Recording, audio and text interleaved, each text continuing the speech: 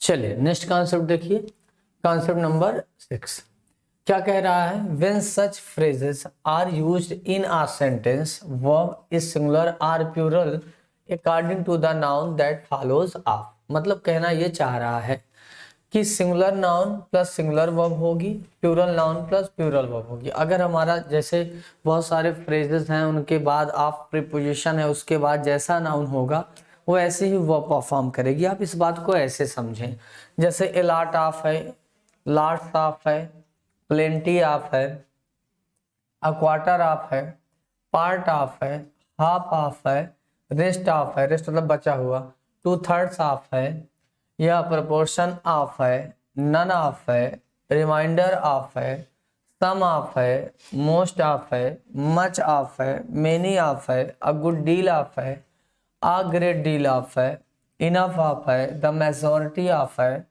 5% of है। अभी दो चार कॉन्सेप्ट अलग से भी मैं इसमें कराऊंगा। तो कहने का मतलब ये है कि ऑफ का यूज हम लोग सिलेक्शन के भी सेंस में करते हैं। तो जब कभी भी हम लोग ये दिखाना चाहते हैं कि कोई टोटल अमाउंट है या टोटल नंबर है, टोटल का कुछ हिस्सा अगर हमें दिखाना है तो जो टोटल होगा वही फ्रैक्शन यानी हिस्सा भी होगा। अगर टोटल हमारा अनकाउंटेबल नाउन है तो फ्रैक्शन यानी पार्ट भी अनकाउंटेबल नाउन होगा। टोटल अगर प्लूरल नंबर का है तो हमारा पार्ट भी प्लूरल नंबर का होगा। टोटल अगर सिंगुलर नंबर में है तो हमारा पार्ट भी सिंगुलर नंबर में होगा। तो कहने का मतलब ये जो फ्रेजेस हैं इनके बाद आप सब में लगा है तो आपके बाद जैसा नाउन आएगा वो ऐसी वर्ब आएगी। इस बात को और अच्छे से समझना है तो आप ऐसा समझें, जैसे most of the children, most of the milk, plenty of sugar, the rest of the lesson, two thirds of the movies, much of time, the majority of rivers ना, the majority of land, 20% of the questions और 10 है ये 10% of the chapter. अब मैं ये कह रहा था कि जब हम कभी भी किसी फ्रैक्शन की बात करते हैं या हम परसेंटेज की बात करते हैं तो जो हमारा टोटल वैल्यू होगी, टोटल यूनिट होगी, चाहे वो काउंटेबल हो चाहे वो अनकाउंटेबल हो, तो टोटल का ही पार्ट जो आएगा वही हिस्सा होगा। अगर टोटल हमारा अनकाउंटेबल नाउन है तो पार्ट भी हमारा अनकाउंटेबल होगा। टोटल हमारा प्लूरल नाउन है तो पार्ट भी प्लूरल होगा। टोटल हमारा सिंगुलर नाउन है तो पार्ट भी सिंगुलर होगा। तो वही कह रहा है कि ये जो हम फ्रेजेस बताए, lots of, a lot of, much of, enough of, most of, to thirds of, 1/4 of, तो इनके बाद जो नाउन होगा आपके बाद उसी के अकॉर्डिंग वर्ब लगाना है। जैसे मोस्ट ऑफ तो बहुत सारा हिस्सा हो गया, किसका हिस्सा? बच्चों का। तो चिल्ड्रन ये प्लूरल नाउन है तो पार्ट भी प्लूरल नाउन होगा। अच्छा, आप प्रीपोजिशन है तो मेन यही सब्जेक्ट बनेगा। तो चिल्ड्रन का ही पार्ट मोस्ट है तो मोस्ट प्लूरल हो गया क्योंकि चिल्ड्रन प्लूरल है। अगर ये प्लूरल हो गया तो इसी के अकॉर्डिंग वर्ब आएगी तो वर्ब भी प्लूरल होगी। दूसरा क्वेश्चन देखिए, मोस्ट ऑफ मिल्क, इस बार टोटल मिल्क है। अच्छा, मिल्क का बहुत सारा पार्ट मोस्ट हुआ, मिल्क का ही हिस्सा मोस्ट में आएगा। मिल्क अनकाउंटेबल नाउन है तो मोस्ट भी अनकाउंटेबल नाउन आएगा और अनकाउंटेबल नाउन सिंगुलर वर्ब लेता है। अगला, प्लेंटी ऑफ शुगर, यानी शुगर की बहुत सारी मात्रा। अब शुगर ये अनकाउंटेबल नाउन है तो प्लेंटी हिस्सा भी अनकाउंटेबल आएगा। अनकाउंटेबल नाउन सिंगुलर वर्ब लेता है तो सिंगुलर वर्ब आएगी। The rest of the lesson, यहाँ पे लेसन देखिए सिंगुलर नाउन है तो रेस्ट बचा हुआ पार्ट इसी लेसन का होगा। लेसन सिंगुलर है तो ये पार्ट भी सिंगुलर आएगा। सिंगुलर पार्ट हो गया तो वर्ब सिंगुलर आएगी। अगला, 2/3 ऑफ द मूवीज, यहाँ पे मूवीज प्लूरल लिखा है तो 2/3 हिस्सा मूवीज का आएगा। जब मूवी प्लूरल है तो ये 2/3 भी प्लूरल होगा। जब ये प्लूरल है तो वर्ब आगे प्लूरल आएगी। तो देखिए मेक वर्ब प्लूरल है। उसी तरीके से much of time is last, time uncountable noun है, एब्स्ट्रैक्ट नाउन है तो मच हिस्सा भी अनकाउंटेबल नाउन आएगा। अनकाउंटेबल नाउन सिंगुलर वर्ब लेता है तो ये सिंगुलर आएगी। The majority of reverse, reverse क्या है? ये प्लूरल है तो मेजोरिटी मतलब मेजोरिटी मतलब बहुसंख्यक होता है तो रिवर का ही पार्ट इसमें आएगा। मेन टोटल ये प्लूरल है तो पार्ट भी प्लूरल आएगा। अच्छा, ये प्लूरल है तो वर्ब प्लूरल आएगी तो डू लगा है। अगला, the majority of land, land ये अनकाउंटेबल नाउन है, इसका पार्ट मेजोरिटी है तो मेजोरिटी भी अनकाउंटेबल होगा। अनकाउंटेबल नाउन सिंगुलर वर्ब लेता है तो सिंगुलर वर्ब आएगी। उसी तरीके से 20% ऑफ क्वेश्चन, तो क्वेश्चन से प्लूरल है तो 20% जो पार्ट आएगा वो भी आपका प्लूरल आएगा। तो यहाँ इज की जगह आपको आर करना पड़ेगा।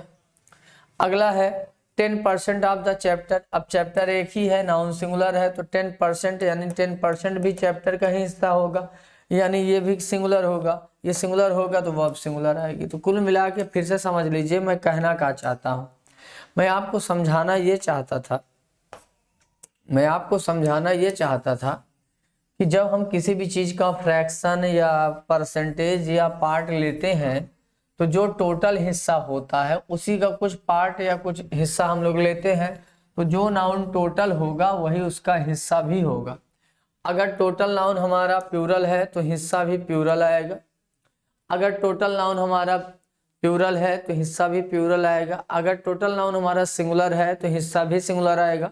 टोटल नाउन अगर अनकाउंटेबल है तो हिस्सा भी अनकाउंटेबल आएगा।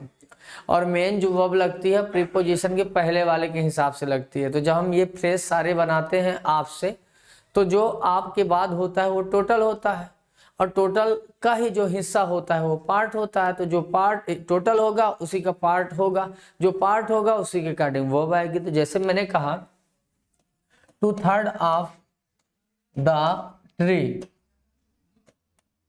Is are rotten. तो अब ध्यान दीजिए 2/3 हिस्सा किसका है? इस पेड़ का। पेड़ कितना है? एक है, तो एक पेड़ का 2/3 हिस्सा भी एक से कम ही आएगा। यानी पेड़ जब हमारा सिंगुलर है, टोटल हमारा सिंगुलर है, तो ये पार्ट भी सिंगुलर आएगा। अगर ये सिंगुलर है तो वर्ब सिंगुलर आएगी। अच्छा, आप प्रीपोजिशन है, प्रीपोजिशन के बाद तो ये ऑब्जेक्ट होगा, तो मेन यही 2/3 हिस्सा ये सब्जेक्ट होगा। ये पार्ट इसका सिंगुलर है तो हिस्सा भी सिंगुलर आएगा। अगर यहाँ पे ट्री की जगह हम ये लिखते 2/3 ऑफ द ट्री, पेड़ लिखते, और अब यह इज आर लगाते, तो अब देखो टोटल क्या है? प्लूरल है। अगर टोटल प्लूरल है तो 2/3 हिस्सा भी प्लूरल होगा। ये प्रीपोजिशन है, प्रीपोजिशन के बाद ऑब्जेक्ट आएगा, मेन सब्जेक्ट 2/3 हिस्सा है, और 2/3 हिस्सा पेड़ का है टोटल का, तो ये भी प्लूरल आएगा। ये प्लूरल है तो अब आर आएगी, इज नहीं आएगी। तो कहने का मतलब जो हम लोग अभी देखे 2/3 ऑफ, 1/3 ऑफ ना, 20% of, 10% of, enough of, much of, many of, lots of, a lot of, a great deal of ना। तो जो आपके बाद टोटल होगा नाउन, उसी का जो हिस्सा आएगा पार्ट आएगा। तो जो टोटल होगा वही पार्ट भी कंसीडर किया जाएगा, और उसी के अकॉर्डिंग वर्ब आएगी। ये था कॉन्सेप्ट। चलिए, अब एक फ्रेज अलग से होता है, द परसेंटेज ऑफ। ठीक है, 20% लिखा होता, 30% लिखा होता, 50% लिखा होता, 10% लिखा होता, तब तो वो कहीं ना कहीं नंबर की आइडेंटिटी होती है, नाउन के हिसाब से हम यूज कर लेते हैं। जब लेकिन हम सिर्फ ये फ्रेज लिखते हैं द परसेंटेज ऑफ, तो ये परसेंटेज जो होती है ये कहीं ना कहीं अमाउंट को डिनोट करती है। तो द परसेंटेज के साथ is followed by a singular verb, ये हमेशा वर्ब सिंगुलर लेती है। When it is used as a subject, जब इसे सब्जेक्ट के रूप में लिखा जाता है। जैसे the percentage of successful candidates, तो यहाँ पे द परसेंटेज एक डिफरेंट नंबर है, ये सिंगुलर वर्ब लेगी, तो देखिए सिंगुलर आया। फिर the percentage of such question, तो परसेंटेज डिफरेंट नंबर है, तो देखिए इज आया। तो कहने का मतलब ये है कि अगर 20% लिखा हो, 10% लिखा हो, 50% लिखा हो, तो इनके बाद जो ऑफ लिखा होगा, जैसा नाउन आएगा वैसा ये परसेंटेज होगा। नाउन अगर अनकाउंटेबल है तो परसेंटेज अनकाउंटेबल आएगा। नाउन अगर काउंटेबल है सिंगुलर तो परसेंटेज सिंगुलर आएगा। प्लूरल है तो प्लूरल आएगा। लेकिन जब आप सिर्फ परसेंटेज वर्ड यूज करते हैं, द परसेंटेज ये फ्रेज यूज करते हैं, तो ध्यान रखिएगा द परसेंटेज जो फ्रेज होती है ये सिंगुलर आइडेंटिटी रखती है। आपके बाद क्या लिखा है इससे हमें लेना देना नहीं है, तो ये सिंगुलर वर्ब लेगी। लेकिन ये द परसेंटेज फ्रेज ना लिख के अगर हम डाटा देते 2%, 3%, 20%, 30%, तब नाउन के अकॉर्डिंग वर्ब लगती है। तो थोड़ा ये कंफ्यूज करता है बच्चों को ये फ्रेज, तो थोड़ा ध्यान रखिएगा। अगला देखिए, अगला है आ वेराइटी। ठीक है, अब थोड़ा सा ध्यान समझिएगा, जो आ वेराइटी है ये बहुत सिंगुलर नाउन भी होता है और डिटर्मिनर भी होता है। फिर से समझिए, जो आ वेराइटी एक फ्रेज है, तो आ वेराइटी ये सिंगुलर नाउन भी होता है। एक वेराइटी मतलब एक प्रकार की वेराइटी, तो ये नाउन भी होता है। और आ वेराइटी डिटर्मिनर भी होता है। तो आपको समझने वाली बात ये डिटर्मिनर एडजेक्टिव होता है। तो जब ये सिंगुलर नाउन, जब आ वेराइटी सिंगुलर नाउन होगा तब नाउन के हिसाब से वर्ब आएगी, तो सिंगुलर वर्ब आएगी। और जब आ वेराइटी डिटर्मिनर होगा तो इसके बाद डिटर्मिनर तो एडजेक्टिव होता है, डिटर्मिनर के हिसाब से तो वर्ब आती नहीं, तो जैसा नाउन होगा वैसी वर्ब आएगी। अच्छा, द वेराइटी एक फ्रेज होता है, ये सिर्फ और सिर्फ सिंगुलर नाउन होता है, क्योंकि द लगा है ना तो डेफिनेट वेराइटी की बात कर रहा है तो सिंगुलर आएगा, जैसे द परसेंटेज सिंगुलर वर्ब लेता है। अ वाइड वेराइटी या अ लार्ज वेराइटी ये डिटर्मिनर है, तो आप ध्यान से समझिएगा। वेराइटी से रिलेटेड 3 ये फ्रेज बनते हैं और जो आपको बहुत ज़्यादा कंफ्यूज करेंगे। पहला ये कि अ वेराइटी जो एक फ्रेज है, अ वेराइटी जो एक फ्रेज है, ये क्या है, ये आपका डिटर्मिनर एडजेक्टिव भी है और ये आपका नाउन भी है। जब ये नाउन होगा तब ये सिंगुलर नाउन होगा, और अगर ये सिंगुलर नाउन है तो वर्ब सिंगुलर आएगी। लेकिन आ वेराइटी डिटर्मिनर यानी एडजेक्टिव भी होता, तो जब ये डिटर्मिनर होगा तो इसके अकॉर्डिंग वर्ब नहीं आएगी, क्योंकि डिटर्मिनर के अकॉर्डिंग वर्ब नहीं आती, सब्जेक्ट के अकॉर्डिंग वर्ब आती है। तो डिटर्मिनर के बाद जो नाउन होगा उसी के अकॉर्डिंग वर्ब आएगी। अगर सिंगुलर नाउन है तो वर्ब सिंगुलर आएगी, प्लूरल नाउन है तो प्लूरल। अच्छा, एक फ्रेज द वेराइटी होता है। द वेराइटी ये डिफिनिट नंबर को, डिफिनिट वेराइटी को गेस करता है और इसके साथ हमेशा सिंगुलर वर्ब आती है। अ वाइड वेराइटी या अ लार्ज वेराइटी ये डिटर्मिनर है, इनके बाद जो नाउन लिखा होगा उसके अकॉर्डिंग वर्ब आएगी। जैसे a variety of these insect has black wings. अब आप देखिए a variety of these insects, तो यहाँ पे आप ध्यान से देखिएगा और समझिएगा। अ वेराइटी यहाँ पे पता है क्या है, अ वेराइटी ये नाउन है, एक प्रकार की वेराइटी। अगर ये नाउन है तो ये सिंगुलर है, तो इसलिए वर्ब कैसी आए, सिंगुलर। लेकिन यहाँ देखिए a variety of insects, insects कई हैं, उनकी वेराइटी की बात कर रहा है, तो यहाँ अ वेराइटी ऑफ जो है ये डिटर्मिनर है और मेन नाउन ये आपका इंसेक्ट्स है। अच्छा, ये इंसेक्ट्स है तो नाउन ये है, तो इसी के अकॉर्डिंग वर्ब आएगी, तो आर आएगा, क्योंकि ये वर्ब प्लूरल है, ये नाउन प्लूरल है तो वर्ब प्लूरल। यहाँ ध्यान दीजिएगा, आपको लगता होगा दोनों सेंटेंस एक हैं, दोनों एक नहीं है। यहाँ पे जब आपने आ वेराइटी ऑफ दीज इंसेक्ट्स बोला तो इस प्रकार के कीटाणुओं के या इस प्रकार के कीट मकोड़ों की एक वेराइटी की बात कर रहा है। तो ये आ वेराइटी नाउन है और ये एक वेराइटी है, सिंगुलर है, इसलिए वर्ब सिंगुलर आई। लेकिन यहाँ पे पता है आ वेराइटी ऑफ इंसेक्ट्स जो कह रहा है, ये आ वेराइटी ऑफ ये एक डिटर्मिनर है, मेन नाउन इंसेक्ट्स है और इंसेक्ट्स प्लूरल है, इसलिए वर्ब कैसी आई, प्लूरल। अगला देखिए, द वेराइटी ये डिफिनिट नाउन होता है, तो द वेराइटी के साथ हमेशा वर्ब सिंगुलर आती है, तो देखिए ये singular verb I. A wide या अ लार्ज वेराइटी ये एडजेक्टिव होता है, डिटर्मिनर, तो इनके बाद जो नाउन लिखा होगा वो नाउन जैसा होगा वैसी वर्ब आएगी। तो ये नाउन प्लूरल है तो वर्ब प्लूरल आएगी। तो फिर से समझ लें, वेराइटी से रिलेटेड 3 फ्रेज बनते हैं। आ वेराइटी सिंगुलर नाउन भी होता है, तो जब ये नाउन का काम करेगा तो सिंगुलर वर्ब लेगा। आ वेराइटी ये डिटर्मिनर एडजेक्टिव भी होता है, जब ये डिटर्मिनर या एडजेक्टिव होगा तो इसके बाद जैसा नाउन आएगा वैसी वर्ब आएगी। द वेराइटी सिर्फ डिफिनिट नाउन होता है, यानी ये सिंगुलर वर्ब लेगा। और आ लार्ज वेराइटी या आ वाइड वेराइटी ये डिटर्मिनर है, तो इनके बाद जो नाउन आएगा उसके हिसाब से वर्ब आएगी। ओके, तो ये छोटा सा था कॉन्सेप्ट। अगला कॉन्सेप्ट नंबर आपको 7 देखना है। 7 कॉन्सेप्ट नंबर ये है कि द नंबर ऑफ और आ नंबर ऑफ को लेके बड़ा लोचा होता है। तो फिर से समझिए, जो द नंबर ऑफ होता है और एक आ नंबर ऑफ होता है, ये फ्रेज है। द नंबर ऑफ, आप प्रीपोजिशन है तो प्रीपोजिशन के बाद नाउन आएगा। अच्छा, नंबर की बात है तो नंबर काउंटेबल नाउन का होता है, तो कई नाउन होंगे, उसमें से कुछ नंबर की बात कर रहा है तो ये नाउन हमेशा प्लूरल आएगा। और इसमें भी नाउन हमेशा क्या आएगा, नाउन हमेशा प्लूरल आएगा।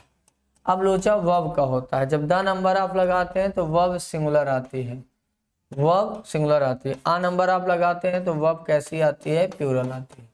तो आप इन चीजों को रटते हैं कि द नंबर ऑफ के बाद नाउन प्लूरल आता है, वर्ब सिंगुलर आती है। आ नंबर ऑफ के बाद नाउन प्लूरल आता है, वर्ब सिंगुलर आती है। दोनों ही कंडीशन में नाउन प्लूरल ही है, क्योंकि आप नंबर ले रहे हैं, संख्या ले रहे हैं, तो संख्या काउंटेबल नाउन की होती है। सिलेक्शन ले रहे हैं तो कई नाउन होंगे, कई उसी में से सेलेक्ट कर रहे हैं, तो नाउन ये ऑलवेज प्लूरल आएगा। लोचा वर्ब का होता है, तो देखिए जब द नंबर आप लगाते हैं तो द नंबर ये आपका क्या हो जाएगा, एक डिफिनिट नंबर होता है। अगर ये डिफिनिट है, ये मेन नाउन है, तो वर्ब ये सिंगुलर लेगा, जैसे द परसेंटेज ऑफ था, ये जैसे आपका द वेराइटी ऑफ था। लेकिन जब आ नंबर ऑफ लगाते हैं तो आ नंबर ऑफ ये डिटर्मिनर है ये नाउन नहीं है, मेन नाउन ये है, ये प्लूरल है तो इसी के अकॉर्डिंग वर्ब प्लूरल आएगी। फिर से समझ लीजिए, दो फ्रेज होते हैं, एक द नंबर ऑफ और एक a number of. The number of और आ नंबर ऑफ दोनों के बाद नाउन प्लूरल आता है, दोनों का मतलब बहुत होता है, संख्या दिखाता है। द नंबर ऑफ के साथ वर्ब सिंगुलर आती है, लेकिन आ नंबर ऑफ के साथ वर्ब प्लूरल आती है। इसके पीछे की वजह यह है कि द नंबर ऑफ ये नाउन फ्रेज है और ये डिफिनिट नंबर शो करता है, इसलिए इसके साथ वर्ब सिंगुलर आती है। आ नंबर ऑफ वो नाउन फ्रेज नहीं है, वो डिटर्मिनर एडजेक्टिव है, और डिटर्मिनर या एडजेक्टिव के हिसाब से वर्ब कभी नहीं लगती, तो उसके बाद जो नाउन होता है उसी के हिसाब से वर्ब लगती है। नाउन प्लूरल होता है, इसलिए वर्ब ऑलवेज प्लूरल आती है।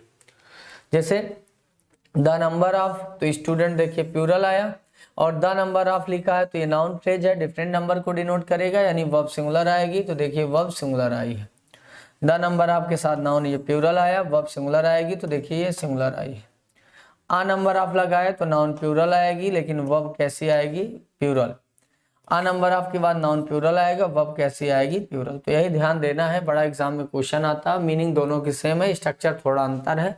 द नंबर ऑफ और आ नंबर ऑफ दोनों की मीनिंग है बहुत, लेकिन द नंबर ऑफ और आ नंबर ऑफ दोनों के बाद नाउन प्लूरल आता है, बट वर्ब कैसी आती है? अलग अलग आती है।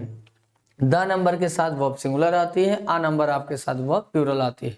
इसके पीछे की वजह मैंने आपको डिस्क्राइब कर दी।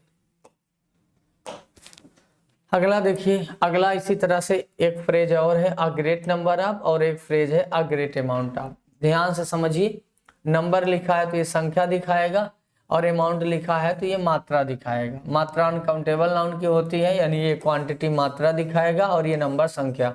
बाकी आप खुद समझदार हैं, जब संख्या की बात होगी तो नाउन प्लूरल आएगा, वर्ब प्लूरल आएगी, और जब अमाउंट मात्रा की बात होगी तो मात्रा अनकाउंटेबल नाउन में होती है, अनकाउंटेबल नाउन सिंगुलर वर्ब लेता है तो सिंगुलर वर्ब आएगी। तो बहुत आसान है। अ ग्रेट नंबर आपके साथ नाउन आपका प्लूरल आएगा और वर्ब आपकी सिंगुलर आएगी। अ ग्रेट अमाउंट आपके साथ नाउन आपका अनकाउंटेबल सिंगुलर आएगा और वर्ब भी सिंगुलर आएगी, ये ध्यान देना है। तो इससे क्वेश्चन भी नहीं पूछा जाता, क्योंकि इसमें तो लिखा ही है अ ग्रेट नंबर ऑफ, मतलब बहुत ज्यादा, अ ग्रेट अमाउंट ऑफ यानी बहुत ज्यादा। तो अ ग्रेट अमाउंट ऑफ ये मात्रा बताता है, अ ग्रेट नंबर ऑफ ये संख्या बताता है। अगला कॉन्सेप्ट है आपका 8 नंबर जो भी है, ये है मेनी ए एन, और आपका एक अलग से होता है मेनी भी। अभी मैं समझाता हूँ। देखिए, एक ये मेनी ए या एन ये एक डिस्ट्रीब्यूटिव फ्रेज होता है, और एक ये मेनी एडजेक्टिव या डिटर्मिनर होता है। मेनी ए एन ये साथ में है, अलग अलग मत समझिएगा। तो मेनी ए एन के साथ नाउन जो आता है वो ऑलवेज सिंगुलर आता है, और नाउन सिंगुलर हो गया तो नो डाउट वर्ब भी कैसी आएगी? सिंगुलर। और मेनी के साथ हमेशा नाउन कैसा आता है? प्लूरल। और जब नाउन ही प्लूरल हो गया तो वर्ब भी कैसी आएगी? प्लूरल। ये बात आपको ध्यान रखें, मीनिंग दोनों की सेम है, मेनी ए एन हो चाहे मेनी हो, मीनिंग दोनों की सेम है, मतलब हिंदी में बहुत। ठीक है, स्ट्रक्चर में अंतर है कि मेनी ए एन जो होता है ये डिस्ट्रीब्यूटिव फ्रेज है, और ये एक एक करके डिस्ट्रीब्यूट करता है, इसलिए इसके साथ नाउन ऑलवेज सिंगुलर आएगी और वर्ब भी सिंगुलर आएगी। और वैसे भी मेनी ए एन लगा है तो ए के बाद नाउन सिंगुलर ही आएगा। मेनी के बाद डायरेक्ट नाउन लिखते हैं तो मेनी मतलब बहुत होता है, ये इंडेफिनिट नंबर का एडजेक्टिव है, इसके बाद नाउन प्लूरल आएगा, और नाउन प्लूरल तो वर्ब प्लूरल। आपको ध्यान क्या रखना है कि मेनी ए एन के बाद नाउन सिंगुलर आएगा, वर्ब सिंगुलर आएगी, मेनी के बाद नाउन प्लूरल आएगा, वर्ब प्लूरल आएगी। ओके, आप अपना दिमाग मत लगाइएगा कि मेनी ए एन लिखा है तो ए एन हटा के सब सही कर दे, नहीं हटाइएगा नहीं। मेनी ए एन ये एक फ्रेज अलग है, और मेनी एक ये एडजेक्टिव अलग है। ओके, मेनी ए आया तो देखिए नाउन सिंगुलर आया, नाउन सिंगुलर आया तो देखिए वर्ब भी सिंगुलर आई। मेनी ए आया तो देखिए नाउन सिंगुलर आया, नाउन सिंगुलर आया तो देखिए वर्ब सिंगुलर आई। मेनी एन आया तो देखिए नाउन सिंगुलर आया, नाउन सिंगुलर आया तो वर्ब सिंगुलर आई। मेनी एन आया तो देखिए नाउन सिंगुलर आया, नाउन सिंगुलर आया तो वर्ब सिंगुलर आई। तो ये एग्जांपल रहा आपका मेनी का। ठीक है, अब आप देखिए समझिए, आप ऐसे समझिए कि जो मेनी ए एन है, मेनी ए एन ये एक डिस्ट्रीब्यूटिव फ्रेज है। मेनी ए एन जो फ्रेज है इसके बाद नाउन सिंगुलर आएगा और आपकी वर्ब भी सिंगुलर आएगी, नाउन भी सिंगुलर आएगा, वर्ब भी सिंगुलर आएगा। ओके, अच्छा, बाकी कहीं भी मेनी आ जाए, कहीं भी मेनी आए, अ ग्रेट मेनी आए, आ मेनी आए, कहीं भी कोई भी मेनी आ जाए, नाउन क्या आएगा, उसके बाद प्लूरल आएगी, वह भी प्लूरल आएगी। यानी मेनी के साथ सिर्फ एक कंडीशन में नाउन सिंगुलर आएगा, वह सिंगुलर आएगी, और वो कंडीशन है मेनी ए एन का फ्रेज। मेनी ए एन का फ्रेज, आ मेनी का फ्रेज नहीं, आ मेनी भी होता है। हमने मेनी ए एन फ्रेज बताया, और ये डिस्ट्रीब्यूटिव फ्रेज होता है, और ये फ्रेज एक टाइम में एक एक करके डिस्ट्रीब्यूट करता है, सेपरेटली डिस्ट्रीब्यूट करता है, इसीलिए इसके बाद नाउन सिंगुलर आता है, वह भी सिंगुलर आता है। इस फ्रेज के अतिरिक्त तो मेनी दुनिया में कहीं दिख जाए, चाहे मेनी अकेले आए, चाहे मेनी ऑफ आए, चाहे आ ग्रेट मेनी आए, चाहे आ ग्रेट मेनी ऑफ आए, चाहे आ गुड मेनी आए, चाहे आ गुड मेनी ऑफ आए, कहीं भी मेनी आएगा तो मेनी के साथ सब प्लूरल ही होगा। सिर्फ मेनी ए एन एक ऐसा फ्रेज है जिसके साथ सिंगुलर होता है। तो देखिए, मेनी अकेले आया तो सोल्जर्स प्लूरल है, सोल्जर्स प्लूरल तो वह भी प्लूरल। मेनी ऑफ आया तो देखिए क्रिमिनल्स प्लूरल है, क्रिमिनल्स प्लूरल तो वह भी प्लूरल। अ ग्रेट मेनी आया तो देखिए स्टूडेंट्स प्लूरल, वह भी plural. A good many of आया तो देखिए अस प्लूरल और वह भी प्लूरल। तो कुल मिला के आप इस बात को ऐसे समझिए, मेनी ए एन एक डिस्ट्रीब्यूटिव फ्रेज होता है, इसके साथ नाउन सिंगुलर आता है, वर्ब सिंगुलर आती है। बाकी कहीं भी किसी भी फ्रेज में मेनी आ जाए या मेनी अकेले आ जाए तो उसके साथ वर्ब प्लूरल आएगी और नाउन भी प्लूरल आएगा। अगला देखिए, मोर देन वन का और मोर देन से और रिलेटेड फ्रेज का। इस बात को अच्छे से थोड़ा समझिएगा। देखिए, नेक्स्ट कॉन्सेप्ट है और यहां से भी क्वेश्चन आपका आता है, ठीक है। ऐसे समझिए, पहले सिंपल वाला समझिए। मोर देन वन एक फ्रेज ये है, एक फ्रेज है, इसको थोड़ा समझ लीजिए। मोर देन वन का मतलब एक से ज्यादा, मीनिंग अधिक है, ठीक है। अच्छा, अब मोर देन वन में इस फ्रेज में पूरा ये कंप्लीट फ्रेज है। लास्ट में क्या लिखा है, वन लिखा है, वन सिंगुलर है, तो जाहिर सी बात है नाउन कैसा आएगा, नाउन भी सिंगुलर आएगा। और ना ये आपका एडजेक्टिव फ्रेज है, डिटर्मिनर है, तो नाउन सिंगुलर आएगा, और नाउन के अकॉर्डिंग वर्ब आएगी तो वर्ब भी कैसी आएगी, सिंगुलर आएगी। तो ये बात आपको कंफर्म हो गई होगी कि मोर देन वन के साथ नाउन भी सिंगुलर आएगा, वर्ब भी सिंगुलर आएगी। लेकिन अगर मोर देन वन की जगह हम ये लिखते more than two, more than two, more than three, more than four, whatever, तो अब 2 3 4 ये प्लूरल नंबर है। तो अगर ये प्लूरल नंबर है तो नाउन भी कैसा आएगा, नाउन भी प्लूरल आएगा। अच्छा, नाउन प्लूरल आ गया तो नो डाउट वर्ब भी कैसी आएगी, प्लूरल। तो आप एक छोटा सा पहले ये कॉन्सेप्ट समझिए, मोर देन वन भी एक फ्रेज है, more than two, more than three, more than 10, ये सब फ्रेज है। अच्छा, अगर यहाँ पे नंबर वन है तो नाउन सिंगुलर आएगा, और नाउन सिंगुलर तो वर्ब सिंगुलर। यहाँ वन से ज्यादा है, 2 3 4 5 कुछ भी है तो नाउन प्लूरल, वर्ब भी प्लूरल। तो एक पहले सिंपल सा कॉन्सेप्ट देखिए, मोर देन वन आया तो वन सिंगुलर है तो देखिए नाउन सिंगुलर, नाउन सिंगुलर तो देखिए वर्ब भी सिंगुलर। मोर देन वन आया तो देखिए नाउन सिंगुलर, नाउन सिंगुलर तो देखिए वर्ब भी सिंगुलर। मोर देन के बाद यहाँ देखिए टू प्लूरल आया तो नाउन प्लूरल, नाउन प्लूरल तो देखिए verb plural. More than three, यहाँ देखिए मोर देन थ्री आया, वन से ज्यादा तो थ्री आया तो देखिए नाउन प्लूरल, और देखिए वर्ब भी प्लूरल। तो आप ध्यान ये रखिएगा, एक फ्रेज है मोर देन वन, और उसी से रिलेट करके आप फ्रेज बना सकते हैं मोर देन 2 3 4 5 कुछ। वन लगा रहेगा तो नाउन सिंगुलर होगा, वर्ब सिंगुलर आएगी। अगर 2 लिखा रहे, 3 लिखा रहे, 4 लिखा रहे, एक से ज्यादा नंबर रहे तो नाउन प्लूरल आएगा, वर्ब प्लूरल आएगी। अब इसी चीज को अगर हम चाहते तो दूसरे तरीके से लिख सकते थे। क्या लिख सकते थे कि मोर लिखें, फिर नाउन प्लूरल लिखें, फिर देन लिखें, फिर वन लिखें। अच्छा, ठीक है। अब इस बात को ऐसे समझिए, जब मैंने कहा आपको मोर देन वन, एक ये फ्रेज लिखा, इसी के बराबर फ्रेज ये होता है कि मोर हमने लिखा प्लस नाउन हमने प्लूरल लिखा, और फिर देन लिखा, और फिर क्या लिखा, वन लिखा। ओके, ये इस कंडीशन में क्या होगा, इस कंडीशन में वर्ब क्या होगी, वर्ब प्लूरल आएगी। इस कंडीशन में क्या होगा, नाउन ये आपका सिंगुलर होगा, और वर्ब कैसी आएगी, सिंगुलर। स्ट्रक्चर अलग अलग है लेकिन मीनिंग दोनों की सेम है। मोर देन वन चाहे ऐसे लिखें, चाहे मोर नाउन प्लूरल देन वन लिखें, तो भी स्ट्रक्चर अलग है लेकिन मीनिंग सेम है, दोनों मतलब एक से ज्यादा। अब फर्क इसमें क्या हुआ कि इसमें जब मोर देन, मोर ये आपका एडजेक्टिव हो गया, मोर मेनी और मच की क्या है, डिग्री है। तो जब आप नाउन प्लूरल लिखे हैं, मोर जो होता है मेनी या मच की डिग्री ही तो होता है, मेनी।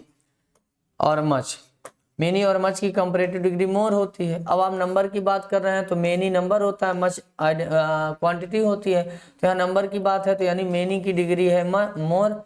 तो मोर के बाद अगर नाउन लिखेंगे तो मेनी की डिग्री है, तो नाउन नो डाउट प्लूरल आएगा। अगर हमारा नाउन ही प्लूरल हो गया तो आप खुद समझदार हैं, वर्ब प्लूरल आएगी। ओके तो जब कभी भी हम लोग इस तरह से स्ट्रक्चर लिखते हैं कि मोर लिखें फिर नाउन प्लूरल लिखें फिर देन फिर वन लिखें, तो ध्यान रखिए नाउन के हिसाब से वर्ब आएगी। इसी को हम दूसरे अंदाज में भी लिख सकते हैं कि डायरेक्ट ऐसे लिखें मोर देन वन, तब नाउन सिंगुलर वर्ब सिंगुलर। लेकिन इसको अगर हम इस स्ट्रक्चर में लिखेंगे कि मोर को लिखें फिर उसके बाद नाउन प्लूरल लिखें फिर देन लिखें फिर वन लिखें, तो इस कंडीशन में नाउन प्लूरल आएगा, वर्ब भी प्लूरल आएगी। मीनिंग दोनों की सेम है लेकिन स्ट्रक्चर दोनों का अलग है। ओके तो देखिए मोर आया फिर नाउन प्लूरल आया फिर देन वन आया फिर इसी के अकॉर्डिंग वर्ब भी प्लूरल आई। मोर आया फिर नाउन प्लूरल आया फिर देन वन आया, इसी के अकॉर्डिंग वर्ब भी प्लूरल आई। मोर आया नाउन प्लूरल आया फिर देन वन आया फिर इसी के अकॉर्डिंग वर्ब प्लूरल। मोर आया फिर नाउन सिंगुलर प्लूरल आया फिर देन वन आया, इसी के अकॉर्डिंग वर्ब भी प्लूरल। तो आपके एग्जाम में क्या होगा कि मोर देन वन जब लिखा रहेगा तो नाउन सिंगुलर आना चाहिए, वर्ब सिंगुलर आना चाहिए और वो प्लूरल कर देगा। और more plural noun than one verb plural आना चाहिए तो सिंगुलर उंगुलर करके गलत कर देगा। तो कुल मिला के आपको ध्यान ये रखना है,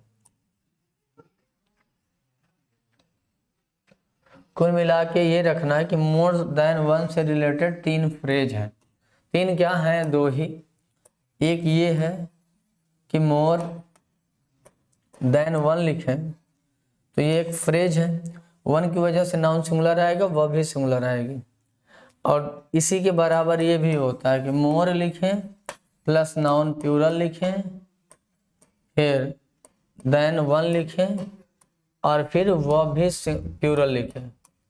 ओके सेम ये स्ट्रक्चर है, मीनिंग मतलब ये स्ट्रक्चर अलग अलग है लेकिन दोनों की मीनिंग एकदम सेम है। एक ये है और दूसरा ये है कि मोर देन के साथ वन न लिख के 2 3 4 लिखें तो फिर सब आगे प्लूरल होगा। तो इन बातों को थोड़ा ध्यान रखिएगा, क्वेश्चन यहाँ से बहुत आता है।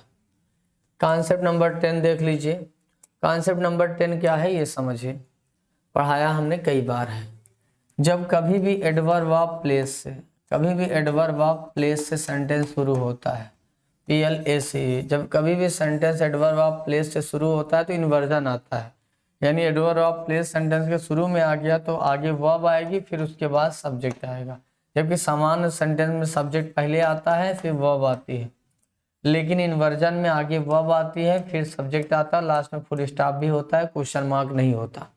तो मैंने ये बात एडवर्ब चैप्टर में पढ़ाई भी थी कि जब कभी भी एडवर्ब ऑफ प्लेस को हम सेंटेंस के शुरू में लिखते हैं, जब कभी भी एडवर्ब ऑफ प्लेस को हम सेंटेंस के शुरू में रखते हैं तब इन्वर्जन डिमांड होती है, यानी वह पहले आएगी सब्जेक्ट बाद में। जैसे there is a mouse, there are 10 mice, there were several ministers. अब ध्यान से देखिए, यहाँ आ माउस सिंगुलर है इसलिए देखिए इज लगा है, यहाँ 10 माइस प्लूरल है इसलिए देखिए यहाँ आर लगा है, यहाँ सेवरल मिनिस्टर प्लूरल है नाउन तो इसलिए देखिए वर लगा है। देयर हियर मतलब यहाँ, देयर मतलब वहाँ, वेयर का रिप्लाई है तो देयर क्या होता है, ये एडवर्ब ऑफ प्लेस होता है। आप बचपन में सुने होंगे ना, there was a king, there was a king, तो एक राजा है तो इसलिए देखिए वाज लगाए। अगर 2 किंग्स कर देंगे तो वर होगा। तो देयर जो है एडवर्ब ऑफ प्लेस है, तो कोई भी एडवर्ब ऑफ प्लेस सेंटेंस के शुरू में आएगा तो उसके बाद जो वर्ब आएगी उसके बाद लिखे हुए नाउन प्रोनाउन के नंबर के हिसाब से आएगी। मतलब सब्जेक्ट फिर वर्ब के बाद होता है। सब्जेक्ट का नंबर सिंगुलर है तो वर्ब सिंगुलर आएगी, सब्जेक्ट नंबर प्लूरल है तो वर्ब प्लूरल आएगी। इस चीज को हमने एडवर्ब चैप्टर में इन्वर्जन जब पढ़ाया था तो डिटेल में पढ़ाया था, मैं फिर से एक बार रिवाइज करा दे रहा हूँ। कोई भी वर्ड जो चाहे वर्ड हो चाहे फ्रेज हो एडवर्ब ऑफ प्लेस का काम करेगा। अगर वो सेंटेंस के शुरू में आया है तो वो इन्वर्जन डिमांड करेगा, यानी एडवर्ब ऑफ प्लेस लिखा होगा उसके बाद जो वर्ब लिखी होगी उसके बाद उसका सब्जेक्ट लिखा होगा और लास्ट में फुल स्टॉप होगा, इंट्रोगेटिव मार्क्स भी नहीं होंगे। तो अगर वो सब्जेक्ट सिंगुलर है तो वर्ब सिंगुलर आएगी, अगर वो सब्जेक्ट प्लूरल है तो वर्ब प्लूरल आएगा। उसके बाद across those mountains is a small village.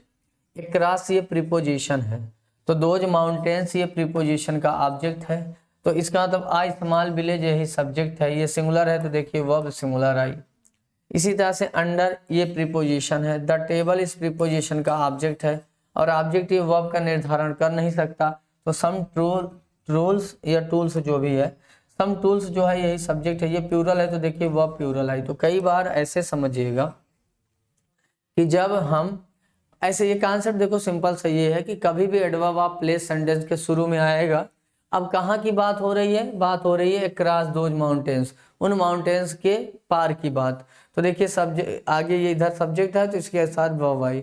Under the table कहाँ की बात हो रही है, यानी एडवर्ब ऑफ प्लेस है तो देखिए ये नाउन था तो वर्ब लगा। तो कुल मिला के सेंटेंस को ऐसे समझो कि जब कभी भी एडवर्ब ऑफ प्लेस, जब कभी भी एडवर्ब ऑफ प्लेस सेंटेंस के शुरू में आ जाएगा तो इन्वर्जन लगेगा, यानी वर्ब पहले आएगी और सब्जेक्ट उसके बाद में आएगा। इस सेंटेंस को एक और सेंटेंस में लिख दे रहा हूं, आप आंसर करिएगा या समझिएगा। जैसे मैंने कहा just out side of my coaching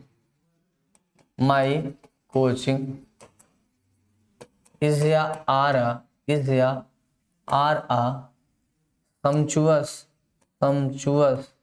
सम्चुअस मतलब शानदार, सम्चुअस टेम्पल एक शानदार मंदिर है।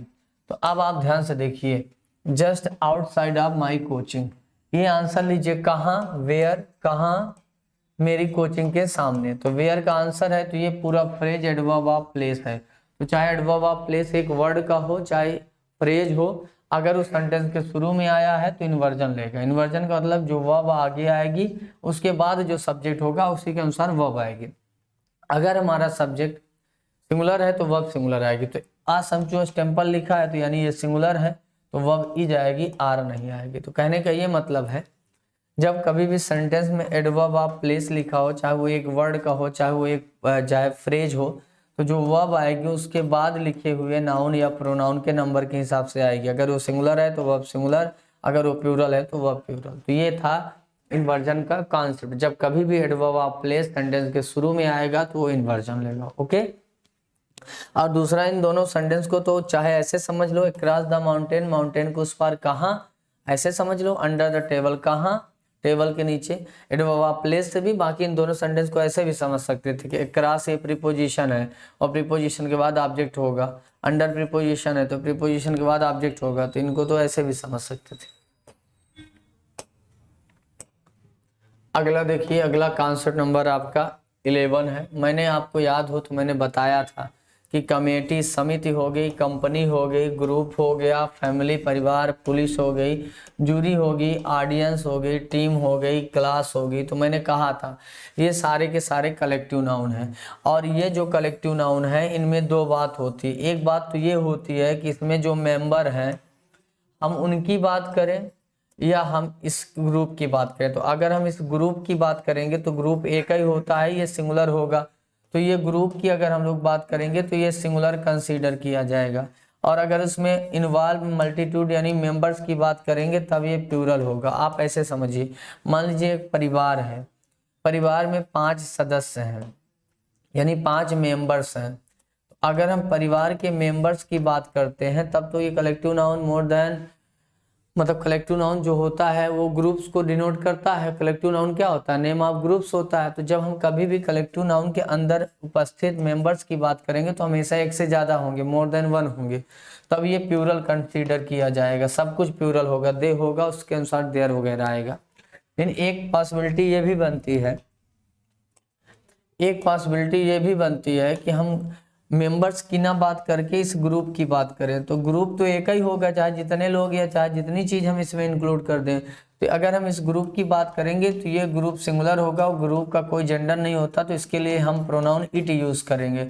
और एडजेक्टिव की जरूरत होगी तो इट्स लगाएंगे। तो फिर से समझ लीजिए, ये जो है नाउन इनके साथ बड़ा लोचा होता है। लोचा ये होता है कि कभी कभी इनके ग्रुप की हम बात कर रहे होते हैं और कभी कभी इनके मेंबर्स की बात कर रहे होते हैं। जब हम मेंबर्स की बात करेंगे तब सब कुछ प्लूरल कंसीडर होगा, दे सब्जेक्ट मानेंगे और उसके अनुसार एडजेक्टिव वगैरह देयर लगाएंगे। और जब हम इस ग्रुप की बात कर रहे होंगे तो ग्रुप का कोई जेंडर नहीं होता, वो न्यूट्रल होता है, तो उसके अनुसार इट यानी सिंगुलर सब्जेक्ट मानेंगे, एडजेक्टिव की जरूरत होगी तो इट्स लगाएंगे। आइए समझते हैं। नाउन चैप्टर में इसको समझाया था डिटेल में। जैसे our team is the best team. अब ये जो टीम है ना, ये हम मान लीजिए 11 खिलाड़ियों की जो टीम है, 11 खिलाड़ियों की जो टीम है, हम कह रहे हैं हमारी टीम सबसे अच्छी है। तो हम इन खिलाड़ियों की ना बात करके हम बात कर रहे हैं इस एक इकलौते ग्रुप की। तो ग्रुप का कोई जेंडर नहीं होता, जेंडर तो उसके अंदर उपस्थित मेंबर्स का होता है ना। तो इस ग्रुप का कोई जेंडर नहीं है, तो ये सिंगुलर माना जाएगा इट। और इट का ऑब्जेक्टिव केस भी इट होता है, और इट का एडजेक्टिव जो होता है ITS इट्स होता है, और ये सिंगुलर होगा। तो देखिए द टीम के अनुसार यहाँ पे इज लगाए, सिंगुलर वर्ब लगाए, क्योंकि हम मेंबर्स की बात ना करके उस ग्रुप की बात कर रहे हैं। ग्रुप इकलौता है इसलिए सिंगुलर वर्ब लगाए। अगला सेंटेंस देखिए, our team are trying their new uniform. तो जो हमारी टीम है वो अपना नया यूनिफॉर्म ट्राई कर रही है। अब आप खुद समझदार हैं कि कभी ग्रुप तो नॉन लिविंग है, ग्रुप कैसे अपना यूनिफॉर्म पहनेगा। इसका मतलब जो यूनिफॉर्म पहनने की एक्टिविटी है वो ग्रुप नहीं, उसके मेंबर कर रहे होंगे। 11 जो खिलाड़ी हैं वो अपना यूनिफॉर्म पहन रहे हैं, तो मेंबर तो प्लूरल है तो दे लगाएंगे। दे सब्जेक्ट हो गया, इसका एडजेक्टिव क्या होता है, देयर होता है। देखिए तो ये प्लूरल हो गया, तो वर्ब देखिए प्लूरल लगाए और इसका एडजेक्टिव देखिए देयर लगाए। तो अगर यहाँ आर की जगह इच कर देते, देयर की जगह हम इट्स कर देते तो गलत हो जाता। अगला देखिए, the committee has elected it's chairman unanimously. जो कमेटी, मान लीजिए कोई कमेटी है, 5 या 7 सदस्य इसमें हैं, तो ये एक ग्रुप हुआ कमेटी, और मेंबर उसके जो होंगे वो प्लूरल होंगे। तो कह रहा है यूनानिमसली मतलब एक मत होके। तो जितने लोग हैं एक मत होके राय दिए, तो जब सबका राय एक ही है तो मेंबर की राय नहीं, इस कमेटी का राय हुआ। और कमेटी नॉन लिविंग है, न्यूट्रल है, ये सिंगुलर मानी जाएगी। तो देखिए इट्स लगाए और इसके साथ वर्ब सिंगुलर लगाए। लेकिन यहाँ पे देखिए the committee are not unanimously. अगर एक मत नहीं है तो यानी सब में मतभेद है। अगर मतभेद है तो ग्रुप में मतभेद नहीं हो सकता, मतभेद उसके अंदर इन्वॉल्व सदस्यों में होगा। तो इनके अनुसार दे यूज करेंगे, और दे का एडजेक्टिव देयर होता है। तो देखिए, तो यहाँ देखिए इच की जगह आर लगा दिए, ओके, और इट्स की जगह देयर लगा दिए।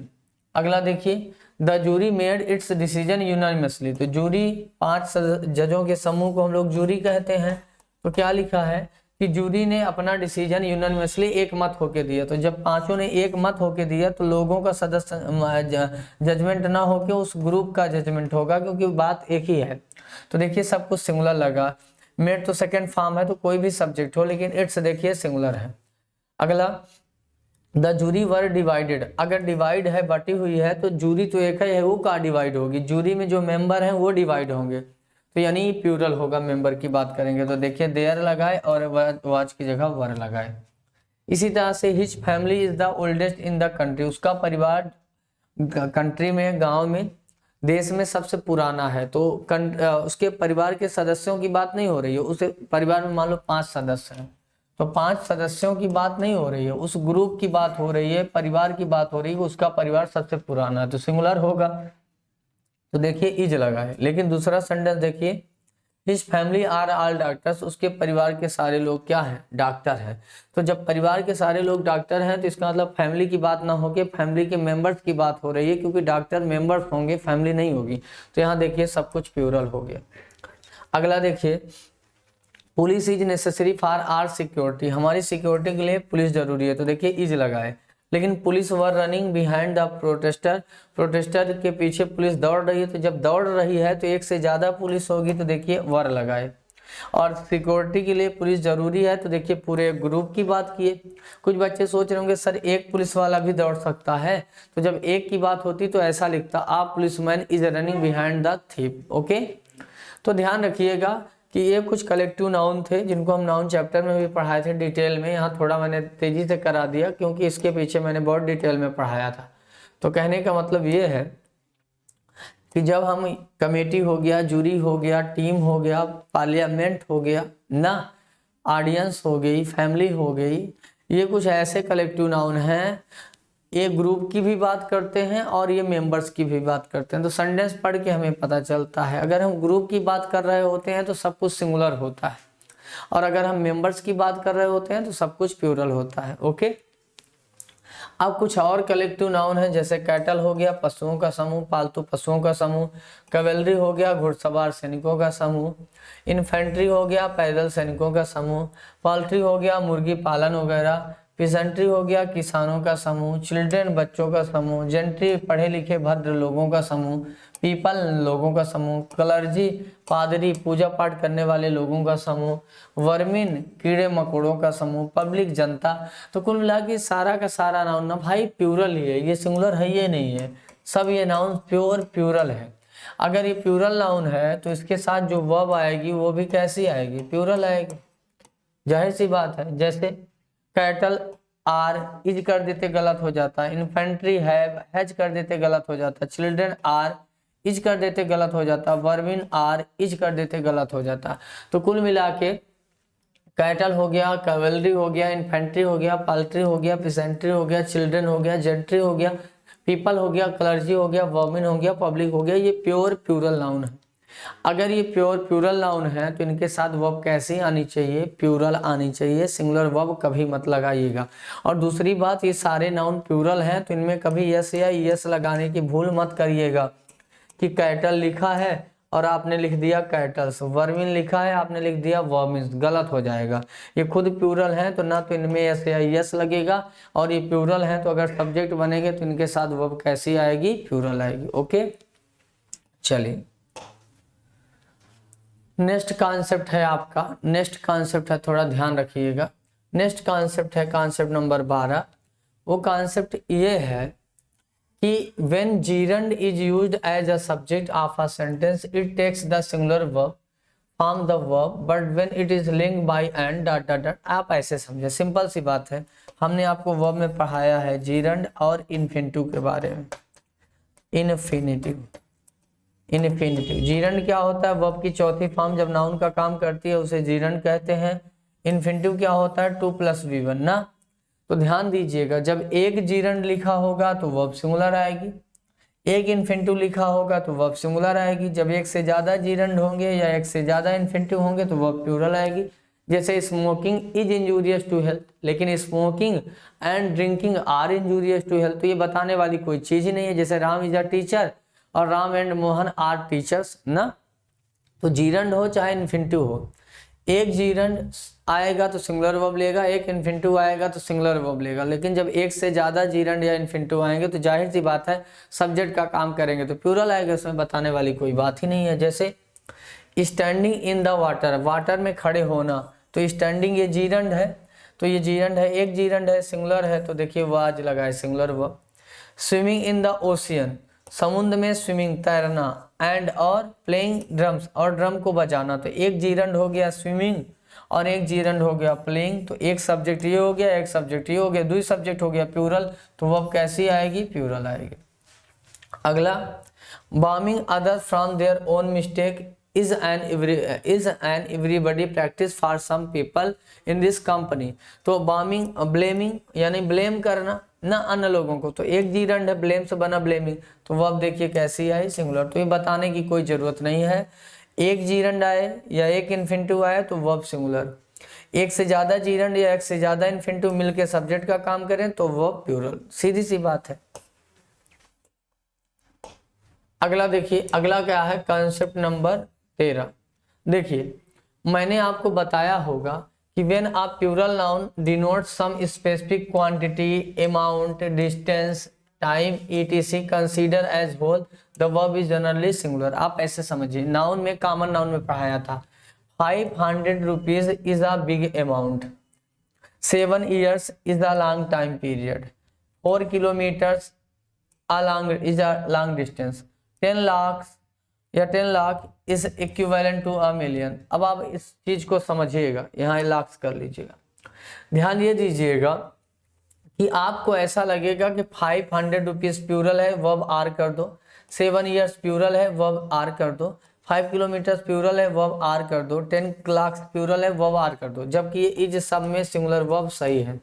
अब ध्यान से समझिए, जब हम अमाउंट को या जब हम टाइम को, जब हम डिस्टेंस को या जब हम अमाउंट को या जब हम वेट को हम अमाउंट मान के यूनिट में बात करते हैं तब ये सिंगुलर होता है। जैसे 500 rupees is a big amount, तो 100 रुपीज, 2, 3, 4, 5 और 5 को मिला के मैं क्या कह रहा हूं, अ बिग अमाउंट, एक बड़ा अमाउंट है। तो 5 = 1 हो गया। तो अब ये 1 हो गया, तो 1 तो सिंगुलर होता है, इसलिए वो अब सिंगुलर आएगी। 7 years is a long time period, तो 1 ईयर, 2 ईयर, 3, 4, 5, 6, 7 और 7 को कह रहा है कि एक टाइम पीरियड है, तो 7 = 1 हो गया। तो अगर ये 1 है तो सिंगुलर हो गया। 4 kilometre is a long distance, 1, 2, 3, 4 = 1 कह रहा है। तो अगर ये 4 मिलके 1 हो गया तो ये सिंगुलर हो गया। इसे 10 लाख, 1, 2, 3, 4, 5, 6, 7, 8, 9, 10 और इसको कह रहा है कि is equivalent to a million, 1 billion के बराबर है, तो 1 हो गया। तो कुल मिला के कई बार ऐसा होता है कि हम अमाउंट को, हम वेट को, हम डिस्टेंस को, हम टाइम को एक यूनिट में बताते हैं। देखने में भले वो प्यूरल लगता है, लेकिन एक्चुअली वो एक यूनिट दिखा रहा होता है और वो कॉम्प्लीमेंट वाले पार्ट में यानी प्रेडिकेटिव पार्ट में हमें पता चल जाता है, तब हम उसे सिंगुलर कंसीडर करते हैं।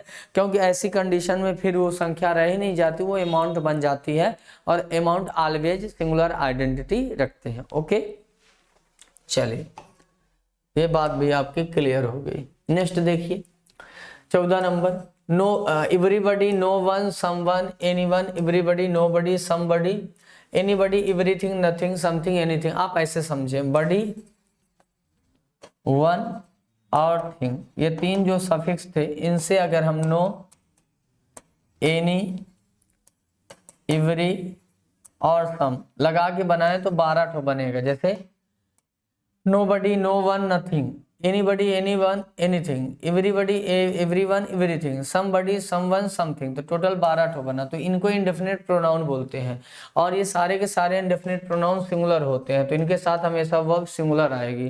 जैसे एवरीवन तो आज सही है, एवरीथिंग बट मिल्क, बट ये प्रीपोजिशन है तो मिल्क इसका ऑब्जेक्ट होगा, तो मेन एवरीथिंग ये सब्जेक्ट है, ये सिंगुलर है तो देखिए verb singular. Nobody can solve this puzzle, तो कैन तो ये मॉडल ऑक्सिलरी है। तो कहने का ये मतलब है कि जितने भी ये 12 इंडेफिनिट प्रोनाउन होते हैं, प्रोनाउन में पढ़ाया भी था कि ये सिंगुलर होते हैं और इनके साथ वर्ब सिंगुलर आएगी अगर इन्हें हम सब्जेक्ट बनाएंगे तो। अगला है आपका कॉन्सेप्ट नंबर 15, बड़ा आसान है।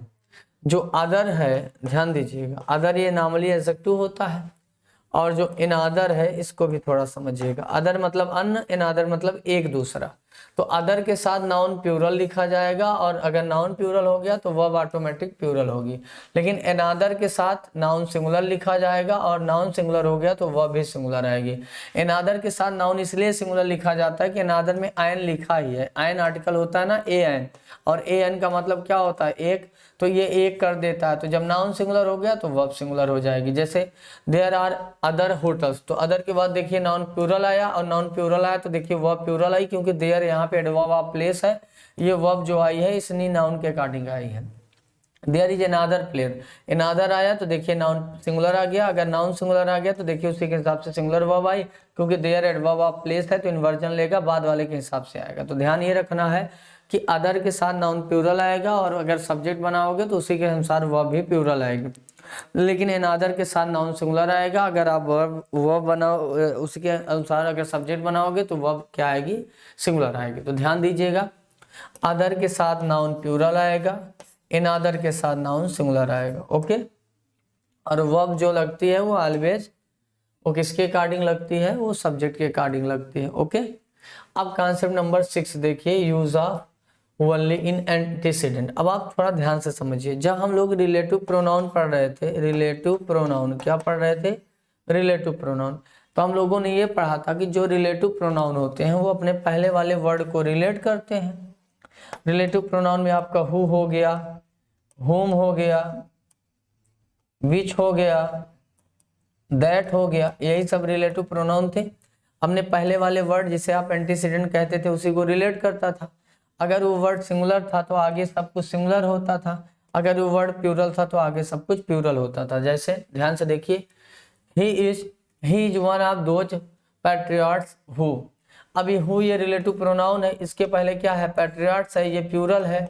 अगर ये प्लूरल है तो आगे सब कुछ क्या आएगा, आगे सब कुछ प्लूरल आएगा। Vinay is one of my brothers who. अब देखिए हु रिलेटिव प्रोनाउन है, इसके पहले देखिए प्लूरल आया तो आगे सब कुछ क्या आएगा, प्लूरल आएगा। इतनी बात क्लियर है। अब यही कॉन्सेप्ट यहाँ भी होना चाहिए था कि this is only one of the proposals लिखा है, दैट रिलेटिव प्रोनाउन है, तो इसी के अनुसार नाउन प्लूरल आना चाहिए था। अगला you are the only one of the candidates, ये प्लूरल है, हु लिखा है तो इसी के अनुसार नाउन ये आपका प्लूरल आना चाहिए। जहां तक अभी तक मैं समझा या आप समझे तो आप फिर से मेरी बात को समझ लें, अदरवाइज कंफ्यूजन हो जाएगा। देखिए आपको हम प्रोनाउन जब पढ़ा रहे थे तब रिलेटिव प्रोनाउन का कॉन्सेप्ट पढ़ाए थे। मैंने कहा था रिलेटिव प्रोनाउन रिलेट करने का काम करते हैं, तो ये उस वर्ड को रिलेट करते हैं जो इनके पहले लिखा होता है। तो ये अपने पहले वाले वर्ड जिसे आप एंटीसीडेंट बोलते हैं उसी को रिलेट करता है। रिलेटिव प्रोनाउन में हु, होम, विच, दैट आता है। तो अगर ये पहले वाला वर्ड सिंगुलर नंबर का है तो आगे सब कुछ सिंगुलर चलेगा, अगर ये प्लूरल नंबर का है तो आगे सब कुछ प्लूरल चलेगा। तो अभी तक की कहानी में ये हु रिलेटिव प्रोनाउन था, हु रिलेटिव प्रोनाउन था, दैट रिलेटिव प्रोनाउन था और हु रिलेटिव प्रोनाउन है। तो ये पैट्रियार्ड्स प्लूरल है तो यहाँ प्लूरल आना चाहिए, सही दिखा है। यहाँ ब्रदर्स प्लूरल है तो ये प्लूरल आना चाहिए, सही लिखा है। अब यहाँ पे प्रपोजल्स प्लूरल है तो यहाँ पे आपको लगेगा प्लूरल कर दें। यहाँ पे कैंडिडेट्स प्लूरल है तो आपको लगेगा ये प्लूरल सही है। बट अब आप संभल जाइए। अब यहाँ पे ध्यान से देखिए, यहाँ वन लगा था, ओनली नहीं लगा था, लेकिन यहाँ पे देखिए ओनली लगा है। जब ओनली लगा है तो ओनली एम्फेसाइजिंग एडवर्ब है। ये ये उसी वर्ड के पहले आता है जिसको ये एम्फेसाइज करता है, तो ये वन पे एम्फेसाइज करेगा। तो वन का मतलब एक होता है, तो इसलिए अब सिंगुलर आएगा, तो आज सही है। यहाँ ओनली वन को एम्फेसाइज करेगा तो वन सिंगुलर होता है, तो वर्ब सिंगुलर आएगी, तो आर की जगह क्या हो जाएगा, इज। तो फिर से समझिए, यहाँ पे दो कॉन्सेप्ट एक साथ मैं समझाने का प्रयास कर रहा था। पहला ये कि रिलेटिव प्रोनाउन अपने पहले वाले वर्ड को रिलेट करेगा और उसी के अनुसार आगे आएगा। लेकिन अगर गलती से उस सेंटेंस में ओनली आ गया तो ओनली एक ऐसा एम्फेसाइजिंग एडवर्ब होता है, मैंने एडवर्ब में पढ़ाया था कि ओनली को हम जिस वर्ड के पहले लगा देते हैं ये उसी वर्ड को मॉडिफाई कर देता है। तो जब हम वन के पहले ओनली को लगा दिए तो ये सारा फोकस वन पे चला गया, तो ये वाला कॉन्सेप्ट हमारा ब्रेक हो जाएगा। ये सिंगुलर है तो इसलिए सिंगुलर आएगा, पहले वाला चाहे जो हो। ये सिंगुलर है तो हमारा ये सिंगुलर आएगा, पहले वाला चाहे जो हो। तो ध्यान रखिएगा, जब ओनली नहीं लगा रहता तब वन आपके बाद नाउन प्लूरल आता है तो रिलेटिव प्रोनाउन के बाद भी सब प्लूरल आएगा। लेकिन जब वन के पहले हम ओनली लगा देते हैं तो रिलेटिव प्रोनाउन का कॉन्सेप्ट ब्रेक हो जाता है और एम्फेसाइजिंग करने लगता है ओनली, और ओनली के बाद वन लिखा होता है तो वन सिंगुलर होता है, इसलिए आगे सब सिंगुलर होगा। तो ये दोनों कॉन्सेप्ट को सही से समझिएगा। इस कॉन्सेप्ट को डिटेल में मैंने समझाया था रिलेटिव प्रोनाउन टॉपिक में। ओके,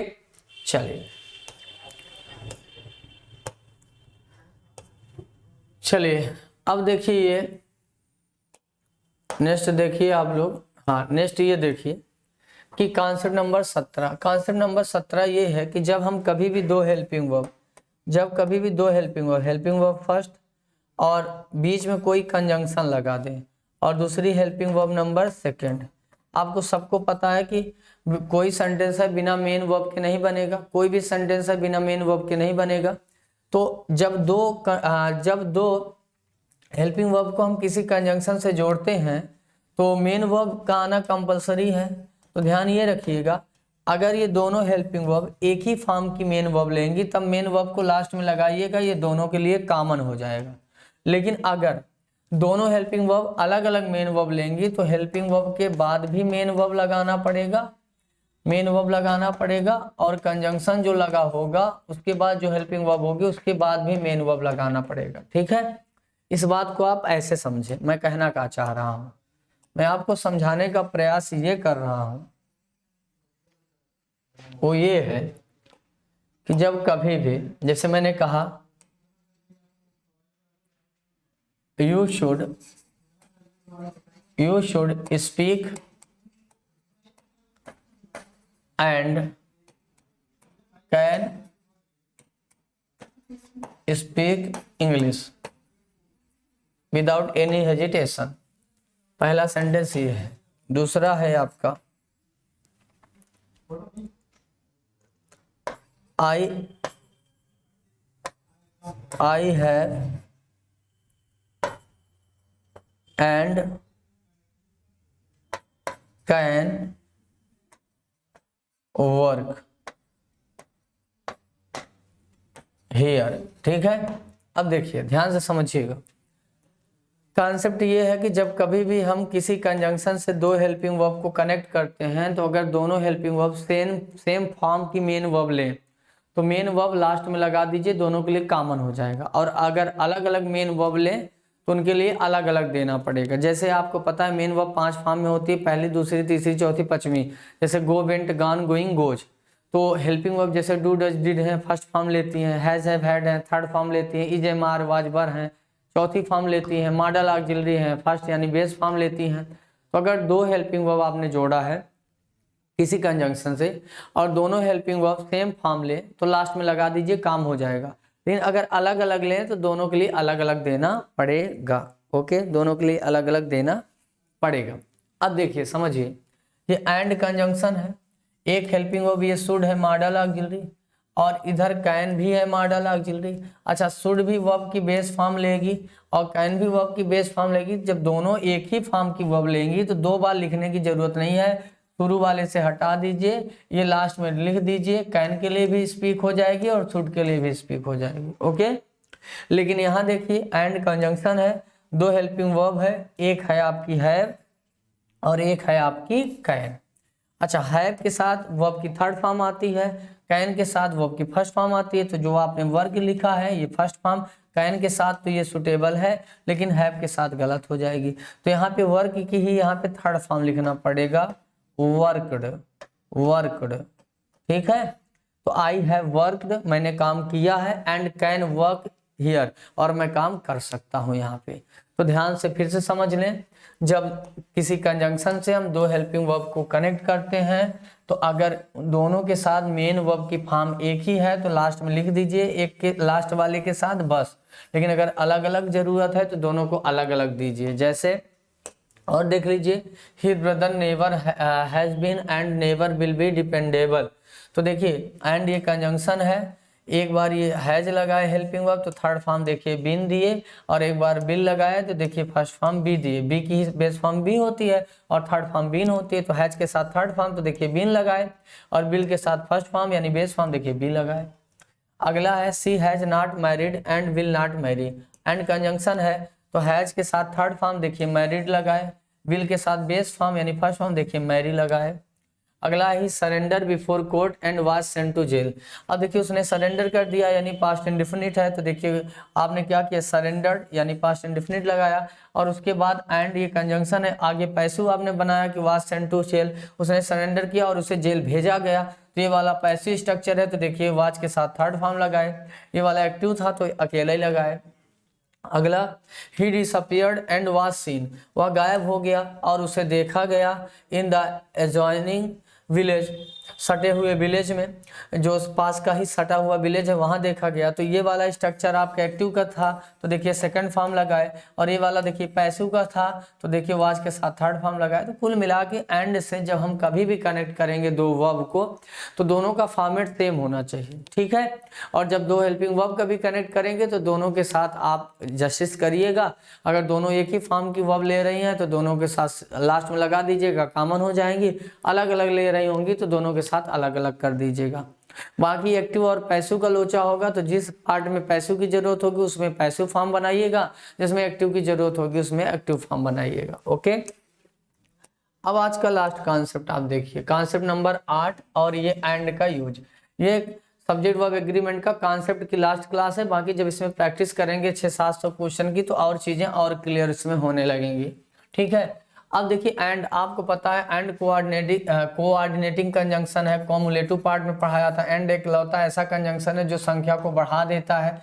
जैसे मैं कह रहा हूं कि राम इज इंटेलिजेंट ना, लेकिन राम एंड अगर मोहन कर देता तो Ram and Mohan are intelligent, क्योंकि राम एक हो गया, मोहन एक हो गया, और एक को जोड़ के इसने दो कर दिया तो दो हो गया, मोर देन वन तो प्लूरल हो गया। तो वही एंड से एंड के जितने भी कॉन्सेप्ट हैं हम लोग आज सीखने वाले हैं। तो देखिए जैसे ऐसे समझिए आप लोग कि गोल्ड एंड सिल्वर दो हो गया तो आर लगाए। जैसे gold is precious metal, silver is precious metal, is a precious metal ना, लेकिन जब गोल्ड और सिल्वर दोनों को जोड़ दिए तो एक ये हो गया प्लस एक ये हो गया, दो हो गया, तो देखिए प्लूरल। ही वॉज प्लेइंग सही है, लेकिन जब ही एंड आई जोड़े, एक ये हो गया एक ये दो हो गया, तो देखिए वर लगा है। तो जब एंड से हम दो नाउन को कनेक्ट करते हैं तो प्लूरल आइडेंटिटी हो जाती है, तो वर्ब कैसी आएगी, प्लूरल। इसी का एक्सेप्शन टाइप का जो केस है, एक्सेप्शन नहीं है लेकिन आप समझिएगा। स्लो एंड स्टडी यानी धीरे धीरे स्थिर, bread and butter, truth and non violence, horse and carriage, long and short, the sum and substance और राइस एंड करी। अब इन बात को ध्यान से समझिएगा। स्लो एंड स्टडी ये एक साथ है, ब्रेड एंड बटर ये एक साथ है, ट्रूथ एंड नॉन वायलेंस एक साथ है, हार्स एंड कैरिज घोड़ा गाड़ी एक साथ है, और लॉन्ग एंड शॉर्ट एक साथ है, द सम एंड सब्सटेंस एक साथ है। सब एंड सब्सटेंस का मतलब सारांश होता है, गिस्ट। राइस एंड करी एक साथ है। तो भले एंड से दो यूनिट दिख रही है लेकिन दोनों मिलके ये एक यूनिट है, एक दूसरे की ये कॉम्प्लीमेंट है, तो यूनिट एक है। जब एक है तो सब कुछ क्या होगा, सिंगुलर होगा। क्या होगा, सिंगुलर होगा। तो अभी जो आप कॉन्सेप्ट पढ़े थे ना, आपको ऐसा लगेगा ये उसी का एक्सेप्शन है। एक्सेप्शन नहीं है, आप बात को समझ नहीं पा रहे हैं। फिर से समझने का प्रयास करें। मैं कह ये रहा हूँ कि जब दो नाउन एंड से जुड़ेंगे तो प्लूरल हो जाएंगे, लेकिन वो दोनों एंड से जो नाउन होंगे अलग अलग आइडेंटिटी रखते होंगे। लेकिन यहाँ पे अलग अलग आइडेंटिटी नहीं है। यहाँ पे स्लो एंड स्टडी एक साथ है, ब्रेड एंड बटर एक साथ है, ट्रूथ एंड नॉन वायलेंस एक साथ है, हार्श एंड कैरिज एक साथ है, लॉन्ग एंड शॉर्ट एक साथ है, सम एंड सब्सटेंस एक साथ है, राइस एंड करे एक साथ है। अब आप कहोगे आपको कैसे पता, तो ये प्रेडिकेटिव पार्ट पढ़िए ना। प्रेडिकेटिव पार्ट पढ़ के आपको खुद ही पता चल जाएगा कि एक साथ है। कैसे, slow and steady wins the race. जब कोई व्यक्ति रेस जीतता है तो उसमें ये दोनों स्लो चलना पड़ता है और लगातार चलना पड़ता है। तो ये रेस जीतने की जो क्वालिटी है ये दोनों जिस व्यक्ति के अंदर होगी तब वह जीतेगा। तो यानी स्लो जो है स्टडी का कॉम्प्लीमेंट है और स्टडी स्लो का, दोनों एक साथ होंगे ना तब जाके आदमी रेस जीतेगा। तो ये बात प्रेडिकेटिव पार्ट से पता चल रही है। Bread and butter is my favourite breakfast. तो ये मेरा फेवरेट ब्रेकफास्ट है, यानी ब्रेड एंड बटर एक यूनिट होगी और दोनों मिला के खाएंगे, तो इसलिए ये प्रेडिकेटिव पार्ट से पता चल रहा है। Truth and non violence is essence of life, जीवन का सार है, तो ये पता चल रहा है इससे। तो कुल मिला के प्रेडिकेटिव पार्ट पढ़ेंगे ना तो ये कुछ फ्रेजेज हैं जिनके थ्रू आपको पता चलेगा कि एंड से जुड़े जरूर हैं लेकिन ये सिंगुलर आइडेंटिटी रखते हैं। इसका ये मतलब नहीं है कि कोई भी दो वर्ड आप एंड से जोड़ दिए और वो सिंगुलर ही होगा, वो प्लूरल भी हो सकता है। इन फ्रेजेस को ध्यान ये दीजिएगा कि आगे पढ़िएगा। तो आगे अब जैसे हार्स एंड करेज लिखा है, तो हार्स एंड करेज का मतलब घोड़ा गाड़ी होता है। घोड़ा अलग गाड़ी अलग नहीं, घोड़ा गाड़ी तो एक ही यूनिट तो हुई। ओके, तो ये सब के साथ सिंगुलर। आपको ऐसा लगेगा कि एंड से सर ने दो यूनिट जोड़ी है, बट ऐसा नहीं है। एंड से दोनों यूनिट जोड़ के फिर भी एक यूनिट है। ठीक है। राइस एंड करी इज अ पॉपुलर डिश। अब राइस और करी यानी चावल और कढ़ी अलग अलग नहीं है, चावल और कढ़ी दोनों मिला के खाते हैं तब एक पॉपुलर डिश है। तो दोनों एक यूनिट है ना, तो ध्यान रखिएगा इस बात को। अगला देखिए, और नाउन में इस चीज को बहुत डिटेल में मैंने समझाया भी था। फिर अगला कॉन्सेप्ट देखिए कि the principal and secretary, my uncle and guardian, a poet and philosopher, my friend and benefactor. तो ध्यान से देखिए, मैंने आपको कॉमन नाउन में पढ़ाया था। जब कभी भी एंड से हम दो प्रोफेशन या रिलेशन दिखाने वाले जोड़ते हैं, वर्ड जोड़ते हैं। प्रोफेशन मतलब व्यवसाय वाले वर्ड, रिलेशन मतलब संबंध बताने वाले वर्ड। जैसे टीचर हो गया, इंजीनियर हो गया, सर्वेंट हो गया, सिंगर हो गया, प्लेयर हो गया, डांसर हो गया, ये सब प्रोफेशन है। ब्रदर हो गया, सिस्टर हो गया, मदर हो गया, फादर हो गया, अंकल हो गया, आंट हो गया, ये सब रिलेशन दिखाने वाले वर्ड हैं। जब हम एंड से प्रोफेशन या रिलेशन दिखाने वाले वर्ड जोड़ते हैं तो आपको ये बात स्मरण रहे, अगर दोनों के पहले डिटर्मिनर लिखा है तो यानी दोनों अलग अलग नाउन है, दो नाउन है इसलिए वर्ब प्लूरल आएगी। लेकिन अगर दोनों के पहले नहीं, सिर्फ एक के पहले डिटर्मिनर लगा है तो दोनों एक ही व्यक्ति हैं, ये समझना पड़ेगा। जब एक व्यक्ति हैं तो नाउन सिंगुलर हो गया तो वर्ब सिंगुलर आएगी, अलग अलग हैं तो नाउन प्लूरल हो गया, वर्ब प्लूरल आएगी। डिटर्मिनर मतलब ए एंड द आर्टिकल या possessive adjective my your his, ये सब बताया था डिटर्मिनर होता है। अब जैसे यहाँ पे देखिए प्रिंसिपल है और सेक्रेटरी है, लेकिन डिटर्मिनर आर्टिकल एक के पहले लगा है, इसका मतलब ये दोनों एक ही व्यक्ति, कोई एक व्यक्ति है वही प्रिंसिपल भी है वही सेक्रेटरी भी है। तो जब दोनों व्यक्ति एक है तो सिंगुलर हो गया, तो वर्ब देखिए सिंगुलर लगाएंगे। My uncle and guardian has come to see. अब अंकल एक वर्ड हो गया, गार्जियन तो एक ही व्यक्ति है, वही मेरा अंकल भी होगा वही मेरा गार्जियन भी होगा, क्योंकि डिटर्मिनर एक के साथ लगा है। जब एक ही व्यक्ति है तो वर्ब सिंगुलर। अगला आ पोएट एंड फिलोसफर, तो एक के पहले ही आर्टिकल यानी डिटर्मिनर लगा है, सब अच्छे से बताया था डिटर्मिनर वगैरह।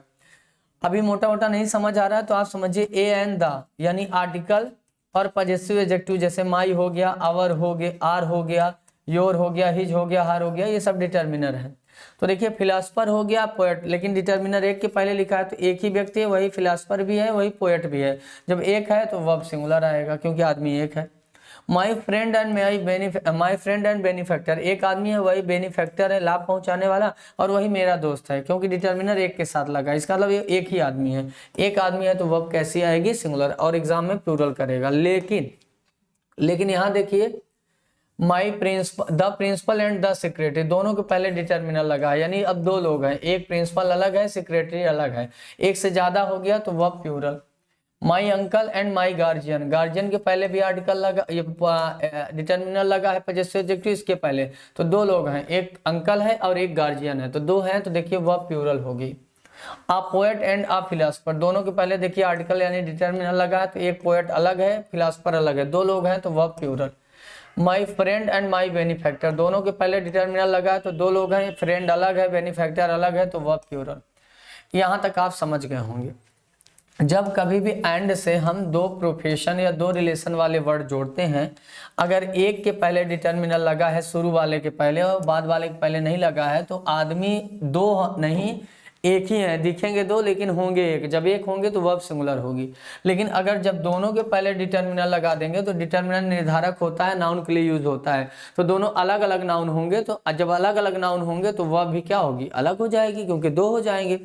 अब एक केस ऐसा भी होता है कि my brother and sister, my brother and maternal uncle. अब आपको लगेगा सर ने अभी बताया कि डिटर्मिनर तो एक के पहले लिखा है, यानी ब्रदर और सिस्टर एक है, ब्रदर और मैटरनल अंकल एक है, तो खोपड़िया का थोड़ा यूज कर लीजिएगा।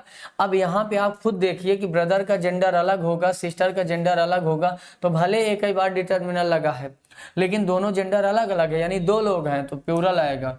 आपको पता है जो ब्रदर है वो कभी भी मैटरनल अंकल नहीं हो सकता, तो ये अलग रिलेशन है, ये अलग रिलेशन है, तो भले एक के पहले लगा है लेकिन दो लोग हैं तो प्लूरल होगा। तो इस बात को थोड़ा ध्यान से समझिएगा। अगला कॉन्सेप्ट आप देखिए, जब कभी भी एंड से हम दो या दो से अधिक नाउन जोड़ते हैं और उनके पहले ईच या इवरी लग जाए, चाहे दोनों के पहले ईच लग जाए या इवरी लग जाए, चाहे एक के पहले ईच या इवरी लगे, उससे मतलब नहीं है, लेकिन ईच या इवरी कहीं भी लग गया तो ये डिस्ट्रीब्यूट करने का काम करते हैं, और एक टाइम में एक एक को डिस्ट्रीब्यूट करते हैं, इसीलिए डिस्ट्रीब्यूटिव एडजेक्टिव होते हैं। तो इनके साथ नाउन हमेशा सिंगुलर आएगा और वर्ब भी सिंगुलर आएगा। तो जब हम ईच इवरी किसी नाउन के साथ लगा दें तो चाहे जितना हम नाउन कनेक्ट करें, लेकिन सबको वो एक एक यूनिट में डिवाइड कर देंगे तो सिंगुलर नाउन आएगा और सिंगुलर वर्ब आएगी। जैसे ईच पेन एंड पेंसिल लिखा है तो ईच आ गया ना, तो अब नाउन सिंगुलर होगा और वर्ब भी सिंगुलर आएगी। जबकि आपको देखने में ऐसा लगेगा पेन हो गया, पेंसिल हो गया, अलग अलग, जबकि ईच या इवरी लग जाएगा ना तो सब सिंगुलर होगा। ईच बॉय एंड गर्ल लिखा तो आपको ऐसा लगेगा गर्ल अलग है, बॉय अलग है, लेकिन जब ईच इवरी लिख गया तो सब सिंगुलर आएगा। Every boy and every girl आया तो आपको लगेगा अलग अलग, लेकिन ईच या इवरी कहीं भी आ गया तो verb singular. Every day and each hour हो गया तो ईच इवरी आ गया तो नाउन सिंगुलर होगा, वर्ब प्लूरल आएगी। ये टीचर्स लिखा है ना, वर्ब भी सिंगुलर आएगी। तो फिर से समझें, जब एंड से हम दो नाउन को कनेक्ट करते हैं और उनके पहले एक बार ईच या दोनों बार ईच इवरी यूज करें, वो अलग मुद्दा है, चाहे दोनों बार लगाइए चाहे एक ही बार लगाइए, लेकिन ईच इवरी नाउन के साथ लग गया तो ये सिंगुलर आइडेंटिटी रखते हैं, इनके साथ नाउन सिंगुलर आएगा और वर्ब ऑलवेज सिंगुलर आएगी। ओके, अगला कॉन्सेप्ट देखिए, अगला है जीरो डिटर्मिनर। नो को जीरो डिटर्मिनर बोलते हैं। मैंने पहले भी बताया था एक या एक से कम को हम लोग सिंगुलर बोलते हैं, ठीक है। तो जब हम कभी भी एंड से दो नाउन कनेक्ट करें, जैसे मैं बोलूं no man and no woman, no man and no woman is या आर अवेलेबल हियर, तो यहाँ पे इज आएगा, आर नहीं आएगा। पता है क्यों? आपको लगेगा मैन अलग हो गया, वुमैन अलग हो गया, दो लोग हो गए, आर लगा दो, बट ऐसा नहीं है। नो कर देगा संख्या को जीरो और एंड करेगा जोड़ेगा, ये भी नो कर देगा संख्या को zero, zero zero equal to zero ही आएगा। तो जब कभी भी नो लगाते हैं तो ध्यान रखिएगा, नो एक से कम को दिखाता है जीरो, यानी सिंगुलर आइडेंटिटी रखिएगा। तो जैसे no boy and no girl, अब वाज होगा सिंगुलर वर्ब ना, no smoking and no drinking, no smoking and drinking, no लग गया ना, चाहे दोनों के साथ लगाओ चाहे एक के साथ, तो वर्ब सिंगुलर आएगी। तो ध्यान रखिएगा जब एंड से हम दो नाउन को जोड़ते हैं और दोनों के साथ या एक के साथ भी नो लगा देते हैं तो नो जीरो को दिखा देता है, जीरो एक से कम है तो वर्ब ऑटोमेटिक सिंगुलर आती है। तो एंड का कई कॉन्सेप्ट हमने आपको बताया, थोड़ा तेजी से करा रहा हूँ क्योंकि ये बात मैं आपको कराया हूँ। अगला थोड़ा देखिए, a black and white cat was meowing, मतलब म्याव म्याव कर रही है, तो देखिए वाज लगाए। A black and a white cat were देखिए लगाए। A old and weak women is देखिए लगाए। A old and a young women were देखिए लगाए। फेक एंड ओरिजिनल डायमंड देखिए आर लगाए। अब बातों को समझ लीजिए, एंड से हमने दो एडजेक्टिव जोड़ा, एक ब्लैक एक व्हाइट। एंड से हमने दो एडजेक्टिव जोड़ा, एक ब्लैक एंड व्हाइट। नाउन हमारा देखिए ये सिंगुलर है और डिटर्मिनर हमने एक बार लगाया, तो एक बिल्ली है, वो ब्लैक भी है, कुछ शरीर उसका व्हाइट भी है, तो बिल्ली एक है इसलिए वर्ब सिंगुलर लगाए। अब यहाँ पे देखिए दोनों के पहले हमने डिटर्मिनर लगाया, a black and a white. Cat noun अभी भी सिंगुलर लिखे हैं, लेकिन इसका मतलब ये है कि बिल्ली दो है, एक बिल्ली ब्लैक है और एक बिल्ली व्हाइट है, तो देखिए नाउन वर्ब प्लूरल लगा है। फिर से समझिए, जब हम दो एडजेक्टिव को एंड से कोरिलेट करते हैं, अगर एक के पहले डिटर्मिनल लिखा है तो एक नाउन की दो क्वालिटी होगी, नाउन एक ही होगा वर्ब सिंगुलर आएगी। लेकिन जब दोनों एडजेक्टिव के पहले हम आर्टिकल लगा देंगे या डिटर्मिनल लगा देंगे तो दोनों अलग अलग नाउन होगा और फिर नाउन भले सिंगुलर लिखा है लेकिन वर्ब प्लूरल आएगी। उसी तरीके से ओल्ड और वीक हो गया, एंड डिटर्मिनर एक के पहले लगा है, यानी ये क्या है, एक के पहले लिखा है, इसका मतलब क्या हो गया कि नाउन एक ही है। अब एक कोई वुमेन है, वही ओल्ड भी है वही वीक भी है, तो देखिए वर्ब सिंगुलर लगा है। लेकिन यहाँ पे देखो एन ओल्ड लिखा है और या एंड आ यंग लिखा है, अब दोनों के पहले डिटर्मिनल लगाए। और वैसे भी आप थोड़ा सा कॉमन सेंस लगाते हैं कि ओल्ड आदमी वीक हो सकता है लेकिन ओल्ड आदमी यंग नहीं हो सकता, दोनों ये जनरेशन गैप हो जाएगी, तो ये दोनों अलग अलग हैं, तो देखिए वर लगाए। और इसको थोड़ा देखो, फेक और ओरिजिनल, फेक तो नकली होता है, ओरिजिनल वास्तविक होता है, दोनों अलग अलग आइडेंटिटी है। जब अलग अलग है तो जाहिर सी बात है प्लूरल है, तो प्लूरल वर्ब होगी। तो फिर से समझ लें, जब एंड से हम दो एडजेक्टिव को जोड़ें, adjective first and adjective second, तो अगर एक के पहले डिटर्मिनल लगा है तो नाउन ये जो लिखा होगा ये सिंगुलर कंसीडर किया जाएगा, वर्ब सिंगुलर आएगी। और अगर दोनों के पहले डिटर्मिनल लिख दें तो भले नाउन लिखा है तो सिंगुलर ही दिखेगा लेकिन नाउन वो प्लूरल होगा, दो अलग अलग नाउन